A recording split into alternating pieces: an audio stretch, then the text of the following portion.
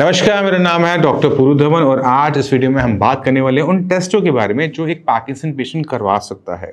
तो शुरुआत करते हैं सबसे पहले कि कौन सा टेस्ट करवाया जाता है नॉर्मली इंडिया के अंदर किसी पार्किंसन पेशेंट में आइडेंटिफाई करने के लिए कि उसे पार्किंसन है या नहीं है। और सबसे ज़्यादा कॉमन यूज होने वाला टेस्ट है वो है एफ-डोपा पेट स्कैन। ये ब्रेन का टेस्ट होता है जिसके अंदर हम एक इंक या फिर ट्रेसर कह सकते हो वो आपके ब्लड स्ट्रीम में डाला जाता है। ये रेडियो एक्टिव होता है, तो जब बॉडी में जहां जा रहा है वहां पे हमें पता लगता है कि कहां पहुंच गया। ये जो एफ डोपा होता है ये प्रिकर्सर होता है किसका, डोपामिन का। यानी जब वो ये हमारी बॉडी में जाता है तो बॉडी के जो हमारे ब्रेन के सेल्स हैं इस एफ डोपा को कन्वर्ट करते हैं डोपामिन में। तो जब हमने एफ डोपा को ब्लड में डाला, ये ब्रेन में गया और ये डोपामिन में कन्वर्ट हुआ, तो इस पूरे प्रोसेस को हम पेट स्कैन की मशीन से देख सकते हैं कि वो कितना आपके ब्रेन में जा रहा है, कितना वो ब्रेन में कन्वर्ट हो पा रहा है। जितना ज्यादा डोपामिन बनेगा उतना ज्यादा आपकी जो फिल्म होती है वो कलर चेंज करेगी, वो उतनी ब्राइट हो जाएगी।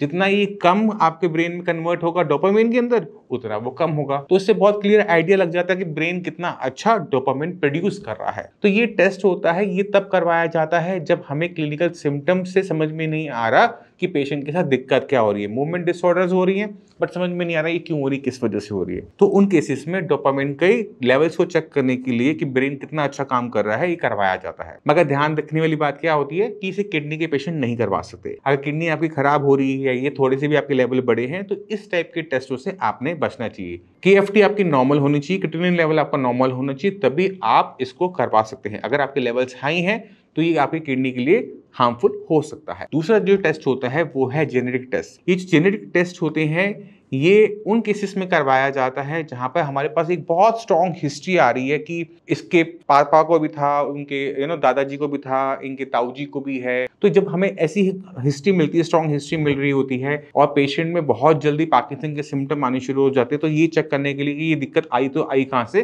तब जेनेटिक टेस्ट होता है। तो इसका पूरा का पूरा पैनल होता है कि जेनेटिक पैनल फॉर पार्किंसंस ऐसा लिखा जाता है इसको, जिसमें पूरे के पूरे मल्टीपल बहुत सारे इसमें जीन्स हैं जिनको टेस्ट किया जाता है कि इसकी म्यूटेशन की वजह से कहीं पार्किंसन तो नहीं हो रहा है। तो ये उन केसेस के लिए अच्छा होता है जहां पर या तो बहुत अर्ली ऑनसेट है कि पेशेंट हमारा 20 साल का है, 30 साल का है, फिर भी पार्किंसन हो रहा है, जबकि पार्किंसन होता है 60-70 में, तो उसको आइडेंटिफाई करने के लिए होता है। दूसरा रीजन हम कब करते हैं, जब हमें पता है कि पीछे बहुत स्ट्रॉन्ग हिस्ट्री हो रही है कि इस इंडिविजुअल के अंदर ये जीन्स फॉरवर्ड हुए या नहीं हुए, उसको चेक करने के लिए, जो कि मैं पर्सनली एडवाइस नहीं करता। क्योंकि अगर आपके ब्लड के अंदर, आपके बॉडी के अंदर अगर ये जीन्स है भी सही तो भी इस टेस्ट से आपका कोई सोल्यूशन निकलता नहीं है। ये टेस्ट आपको डराएगा जरूर। अगर आपका पॉजिटिव आ गया तो आप बहुत ज्यादा डर जाएंगे और आपको एक जो कांस्टेंट एक फोबिया बना रहेगा, कांस्टेंट एक जो डर बना रहेगा, वो पार्किंसन को अगर होना होगा तो जल्दी एग्रीवेट कर देगा। यानी जो चीज 10 साल बाद होनी है वो अभी से शुरू हो जाएगी, क्योंकि आपका तो टेंशन है कि मेरे को भी ये दिक्कत हो जाएगी, मेरी फैमिली कौन देखेगा, तो बहुत सारी टेंशनें आ जाती हैं। तो ये जो टेस्ट है वो बहुत कम डॉक्टर एडवाइस करते हैं, तब एडवाइस करते हैं जब बहुत ज्यादा जरूरत होती है किसी पेशेंट को। ये दोनों ही टेस्ट कॉस्टली हैं और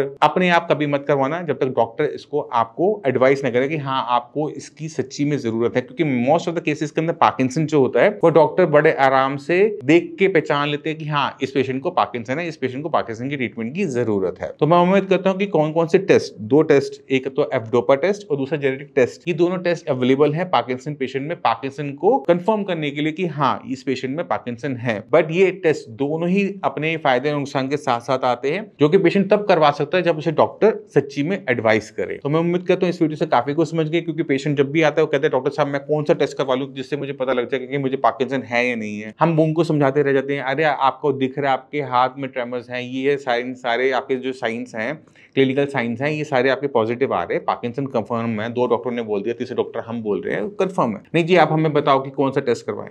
तो ये जो टेस्ट है इस वजह से नहीं बताए जाते क्योंकि इनके पीछे कारण है, एक रेडियो एक्टिव आइसोटोप की वजह से, दूसरा जेनेटिक टेस्ट की वजह से। तो जेनेटिक टेस्ट तो हर किसी में करवाया नहीं जाता, बट रेडियो जो एफ-डोपा जो टेस्ट है वो तब करवाया जाता है जब हमें सच्ची में डायग्नोसिस इतना अच्छा बनाना होता है। तो मैं उम्मीद करता हूँ इस वीडियो से काफी कुछ समझ गए। फिर भी माइंड में कोई भी डाउट हो, कुछ भी पूछना चाहते हो, मोस्ट वेलकम है, आप श्रेयास में आकर डॉक्टर से मिल सकते हो।